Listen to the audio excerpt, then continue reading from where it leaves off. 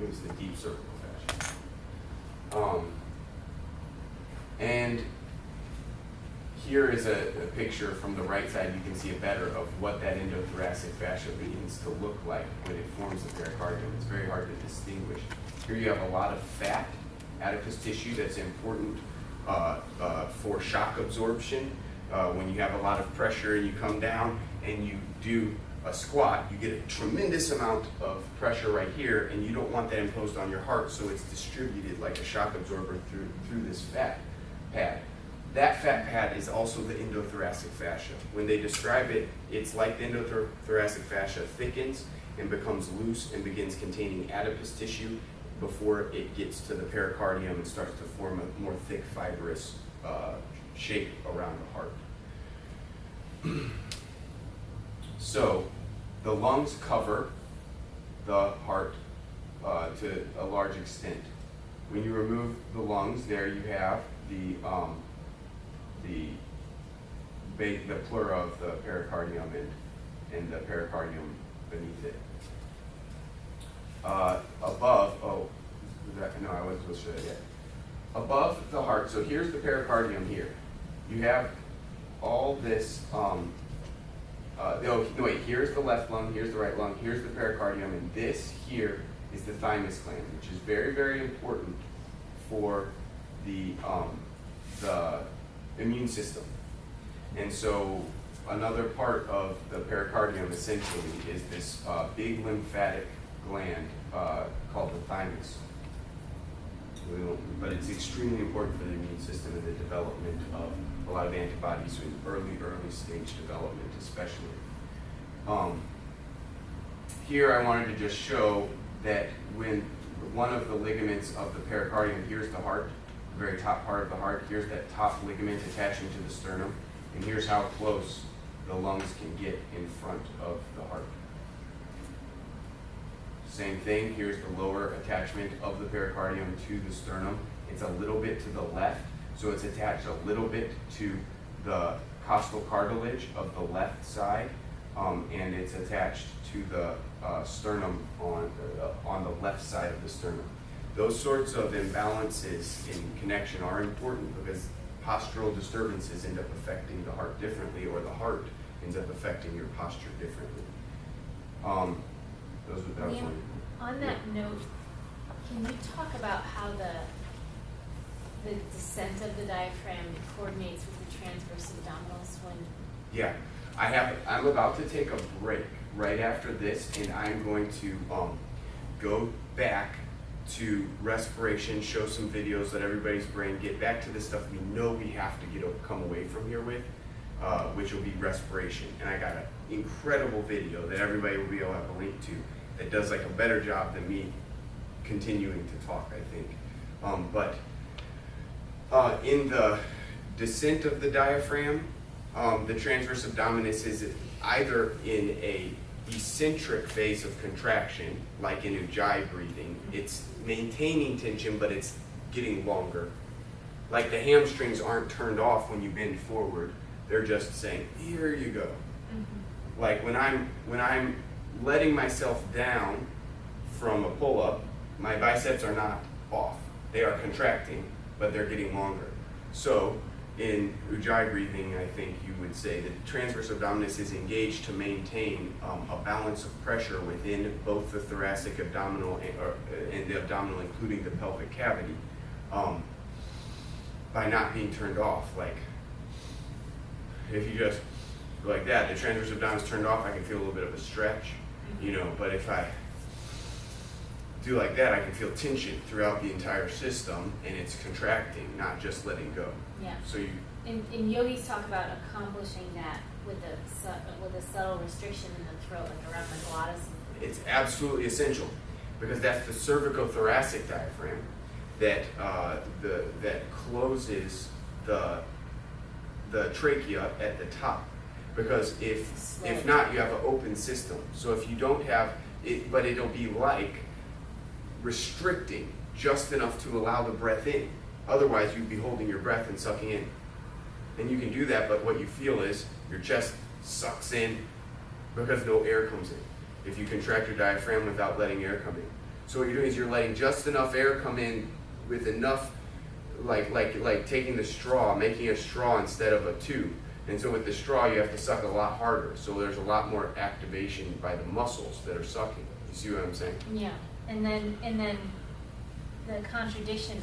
I've worked with yoga with singers before, and vice versa, and the training that they have allows them to open and fill really fast. Yeah. Right. So that's a different. Totally different because it's working more with the diaphragm. Because what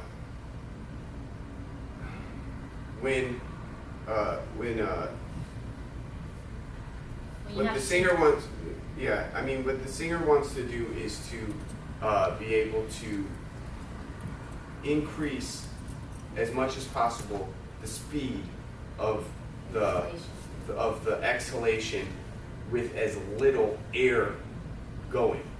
So, and the inhalation you want to be as free as possible so that as much air can come in as fast as possible. Right.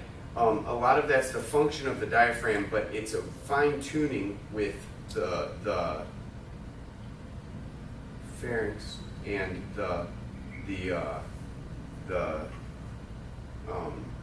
actual vocal cord itself. So there's a bunch of little muscles that are controlling the vocal cord, which is like a tight ligament with fascia on either side, and it's closing or coming up or coming open. It creates two spaces, one on the outside and one on the inside. So basically, what they're doing is they're controlling how hard they can push out with the diaphragm, but how little is allowed out with the diaphragm, so that they can get as much loudness as possible out of their vocal cords without having to lose all of their air too fast. So could you say that they're holding their diaphragm down? They're holding their diaphragm down. Yeah, in controlling specifically a high level of pressure, but by closing where it leaves just before the vocal cords at the pharynx. Sometimes I forget the pharynx and larynx, but the pharynx, I'm going to say now and probably reverse it later. And so it's like you have a big amount of pressure being produced by the combination of the diaphragm and the transverse abdominis, and you have so this is what I'm saying, sorry. You're creating the pressure by holding closed the pharynx. So it's like you poke a little hole in something with a lot of pressure. There's a lot of pressure being produced by the transverse abdominis. The diaphragm, though, is saying, I'm not going to let you go too fast so that I can control how much pressure is coming out. And the pharynx is saying, I'm going to keep it really close so that as much pressure with as little air as possible can go across the vocal cords, so it can get as loud as possible. Do you see what I'm saying? Yeah. Like if you can make a big hole with a whole lot of force and a ton of air comes out really fast, or you can make a small hole with much less force and the air comes out just as fast, it's just a lot less air. Do you see what I'm saying? Mm-hmm. And so all that's important with the voice is that the vocal cords vibrate. So the more pressure you're able to put to vibrate the vocal cords with the least air, it gives you a greater reserve for how long. The more pressure, the louder it can be, the more vibration. Do you see what I'm saying? Yeah. So in the yoga tradition, we have the three bandhas, mm-hmm. which correlate with the diaphragms, the pelvic floor, and transverse abdominals, and the D diaphragm, and then in the throat. So the one in the throat is called Jalandhara Bandha. And it's called the cervicothoracic diaphragm in anatomy. Okay. Yeah. And is it that cervicothoracic diaphragm that is that the muscles? It's a part of it. It's a part of it. The cervicothoracic diaphragm is actually two diaphragms, one, but it'd be a whole class. But its job is to close the trachea so that air can't leave. Do you see what I'm saying? Mm-hmm. And that way, but I mean, So is that what's making the aspirant sound in the ujjayi breath? Yes. Okay. That's exactly what it is. That's how you make that sound. Like you can feel that sound's coming from your throat, not from your nose or anything. And it's much weaker than the thoracic diaphragm.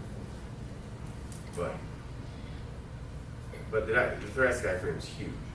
The way I talk about a fourth diaphragm too, which is the cranial diaphragm. Do you guys talk about? We talk about. But there's no muscles involved. But right. Yeah.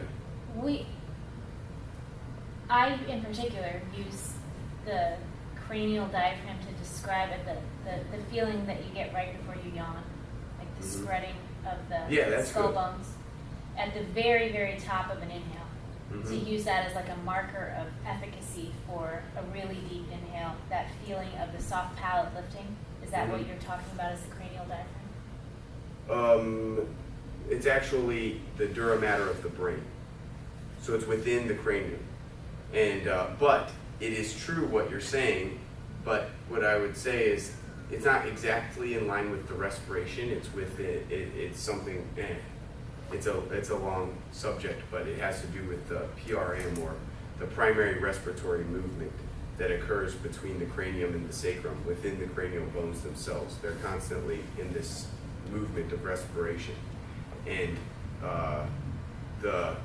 it is correlated with breath. It is correlated with the heartbeat, but it is independent of both in its rhythm. But they interact very importantly, because without the pressure changing from the heartbeat or the breath, you wouldn't get the pressure change within the tissue that triggers the movement of the rhythm. And then from the cranium out to everywhere, you have the fascia responding in this sort of a dance.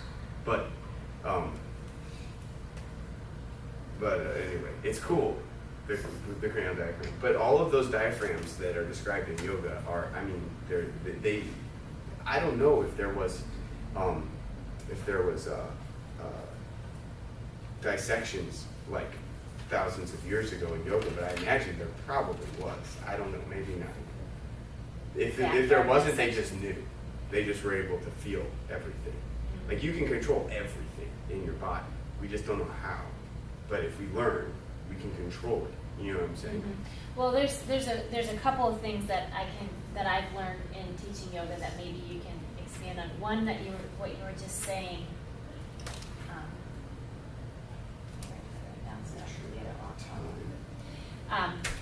I was told by one teacher, I don't even remember who or when, that there are like two valves at the top and the bottom of the spine that only that pump the cerebral spinal fluid up and down the spine, and that they only have this sway and this pumping action when you're breathing from your diaphragm really deeply. And if folks go around with shallow breath all the time, that they actually have much less movement of that cerebral spinal fluid. It's not bad. It's not a horrible description, but there's really 6 ventricles, 4 of which are inside of the brain. The 5th is extending down in the cervical spine, and then there's a 6th right around here.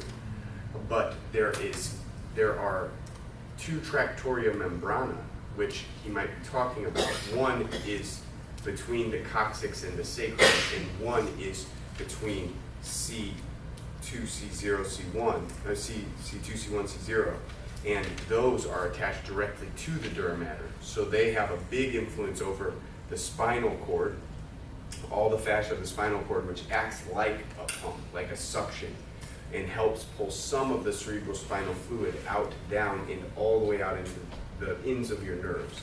There is about 20% of the cerebral spinal fluid that ends up in your entire body. And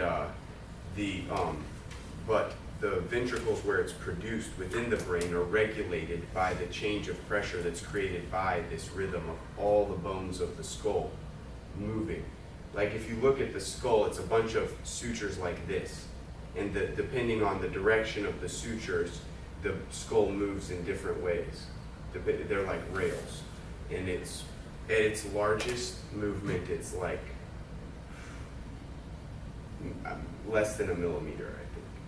But I think. I have to make sure about that, but in the adult, it's very little. In children, you can feel it. It's like 6 millimeters or something like that. It's a lot. But as the skull forms more, but it doesn't form entirely, you know, because you still have these sutures. And if you didn't have a suture, it would have just fused. They're not sitting there for no reason. You know what I'm saying? They're still a joint.